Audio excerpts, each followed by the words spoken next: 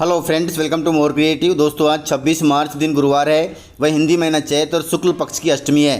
तो चलिए शुरू करते हैं आज की बड़ी खबरें। यदि आपको खबरें पसंद आए तो वीडियो को लाइक जरूर करिएगा और इसी प्रकार की खबरों के लिए चैनल को सब्सक्राइब कर बेल आइकन पर क्लिक कर दें। दोस्तों, आप हमें प्रदेश के किस जिले से देख रहे हैं कमेंट बॉक्स में जरूर बताइएगा। युद्ध संकट के दौरान प्रधानमंत्री मोदी ने कहा है कि किसानों को नहीं होगी किसी प्रकार की दिक्कत। भारत ने नए संकट पर पहले ही कदम उठा लिए हैं। दोस्तों, ईरान की अमेरिका तथा इजराइल के साथ जारी जंग ने दुनिया भर के तमाम देशों के साथ भारत को भी कठिन परिस्थितियों में डाल दिया है। प्रधानमंत्री मोदी ने पश्चिमी एशिया में उभरे इस संकट को लेकर लोकसभा में सोमवार को बोलते हुए कहा, देशवासियों तथा किसानों को भरोसा दिलाया है। उन्होंने साफ कहा कि किसी भी वैश्विक संकट का असर भारत की खेती और खाद्य सुरक्षा पर नहीं पड़ने दिया जाएगा। प्रधानमंत्री मोदी ने स्पष्ट कहा कि देश के पास पर्याप्त खाद्यान्न भंडार मौजूद है और सरकार यह सुनिश्चित कर रही है कि खरीफ सीजन की बुआई पर कोई असर न पड़े। उन्होंने कहा कि पिछले वर्षों में सरकार ने आपात परिस्थितियों से निपटने के लिए खाद्य की पर्याप्त व्यवस्था कर ली है। पीएम ने दोहराया कि सरकार किसानों पर वैश्विक संकट का बोझ नहीं पड़ने देगी। प्रधानमंत्री ने बताया कि भारत सरकार ने उर्वरक संकट को टालने के लिए कदम उठाने शुरू कर दिए हैं। भारत अब अपनी उर्वरक आयात रणनीति को और मजबूत कर रहा है। सरकार की प्लानिंग है कि अगर किसी एक क्षेत्र से सप्लाई बाधित होती है तो भारत दूसरे देशों से आयात बढ़ाकर स्थिति संभाल सकता है, जो कि बहुत अच्छी बात है। दोस्तों, मिडिल ईस्ट में युद्ध के चलते भारत के लिए संजीवनी बना है अर्जेंटीना।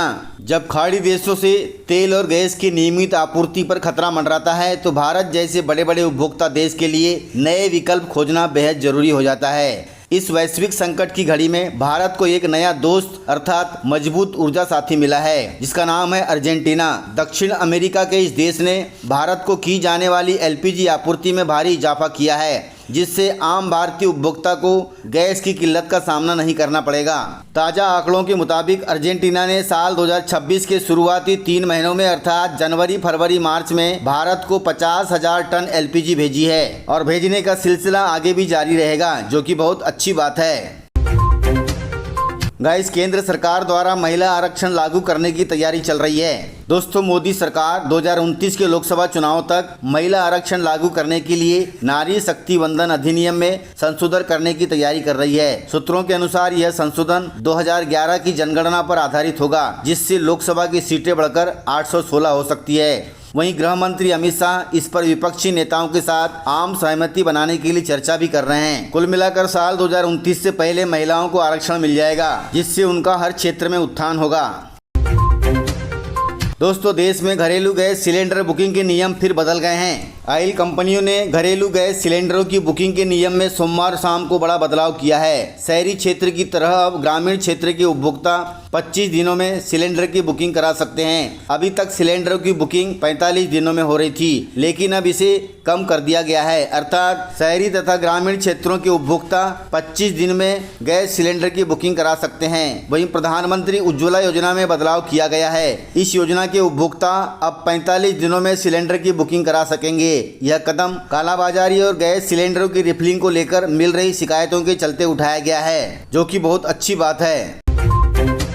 दोस्तों, पश्चिमी देशों में युद्ध के चलते भारत में लग सकता है लॉकडाउन। इसके लिए प्रधानमंत्री मोदी ने दे दिए हैं संकेत। लोकसभा में पश्चिमी एशिया युद्ध को बड़ी चुनौती बताते हुए देशवासियों से प्रधानमंत्री मोदी ने बड़ी अपील की है।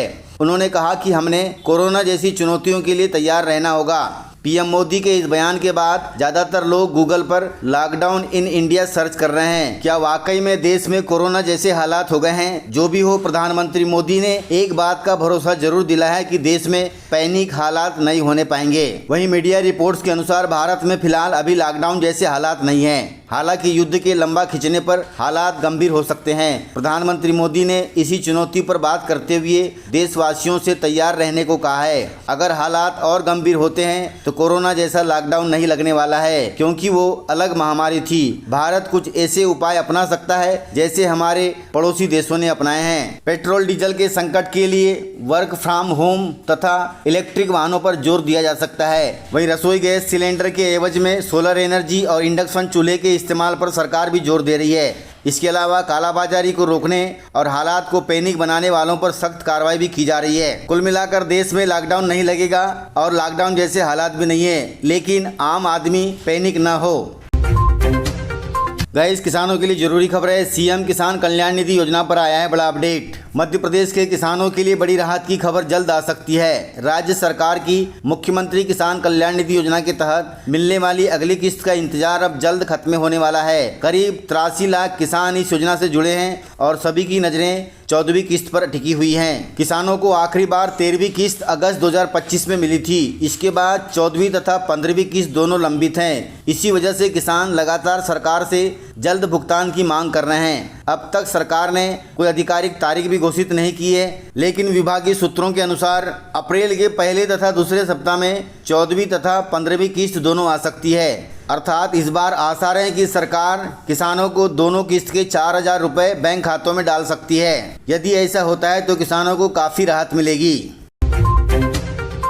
गाइस, स्कूली छात्रों के लिए खुशखबरी है। मध्य प्रदेश बोर्ड ने कक्षा 5वीं तथा कक्षा 8वीं का रिजल्ट जारी कर दिया है। आप आधिकारिक वेबसाइट पर अपना रिजल्ट देख सकते हैं। मध्य प्रदेश राज्य शिक्षा केंद्र द्वारा आयोजित कक्षा 5वीं तथा कक्षा 8वीं परीक्षा का परिणाम 25 मार्च को सुबह 1:30 बजे ऑफिशियली वेबसाइट rskmp.in पर या फिर mpbsc.nic.in पर घोषित कर दिया गया है। छात्र अपना रोल नंबर दर्ज करके परीक्षा परिणाम ऑनलाइन चेक कर सकते हैं। ऑफिशियली वेबसाइट इस प्रकार से है www.rskmp.in। दूसरी वेबसाइट है www.mpbsc.nic.in। इन दोनों वेबसाइटों पर आप अपना रोल नंबर दर्ज करके अपना परिणाम चेक कर सकते हैं। जानकारी के अनुसार आपको बता दें कि पूरे प्रदेश में नरसिंहपुर जिले ने टॉप किया है। गाइस, मध्य प्रदेश में पेट्रोल पंप पर अफवाह से बढ़ गई भीड़। भोपाल, इंदौर, उज्जैन और आगरमालवा जैसे शहरों से ऐसी खबरें आई कि पेट्रोल पंपों पर ईंधन खत्म हो गया है। पेट्रोल पंपों पर वाहनों की लंबी कतारें देखी गई। प्रदेश के कई पंपों पर स्टॉक खत्म होने के कारण पंप बंद भी कर दिए गए। वहीं देवास, मंदसौर और नीमच जैसे शहरों में भी कुछ ऐसा ही हाल था। वहीं राज्य के कई शहरों में बुधवार सुबह से ही पेट्रोल पंपों पर फिर से भीड़ लगनी शुरू हो गई। हालांकि प्रशासन तथा पंप संचालकों का कहना है कि पेट्रोल तथा डीजल की कोई कमी नहीं है, सब कुछ ठीक है और किसी भी पंप पर ईंधन की कमी नहीं है। ये सिर्फ अफवाहें हैं। अफवाह के कारण पेट्रोल पंपों पर लंबी लंबी लाइनें लग गई। इसलिए प्रदेशवासियों से अपील है कि अफवाहों पर ध्यान न दें। मध्य प्रदेश के कई जिला कलेक्टरों ने जनता से अपील की है कि किसी भी तरह की अफवाहों पर ध्यान न दें, सामान्य रूप से ईंधन का उपयोग करें। उन्होंने कहा कि पेट्रोल, डीजल और घरेलू गैस की सप्लाई पर्याप्त है और कोई भी आपातकालीन स्थिति नहीं है। इसलिए अफवाहों पर ध्यान न दें और पैनिक न हो। घबराहट में सामान स्टोर करने की न सोचें।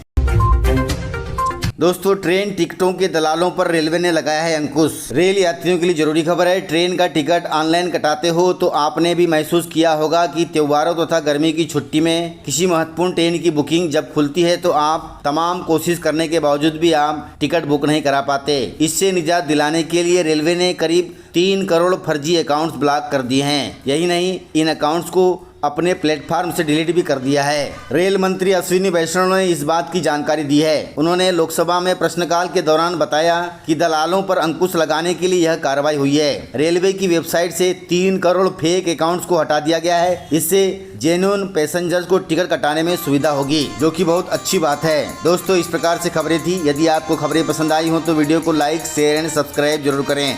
तो मिलते हैं सर अगले वीडियो में। तब तक के लिए जय हिंद, जय भारत, जय एमपी।